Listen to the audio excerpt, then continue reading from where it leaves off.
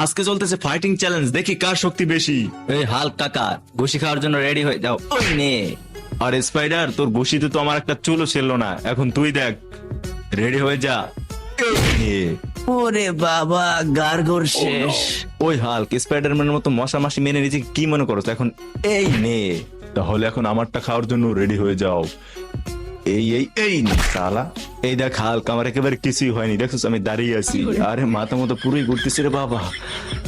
কি অবস্থা হাল্ক ভাই? এখন তো আমার পালা। এই দেখো, রেডি। এই নাও।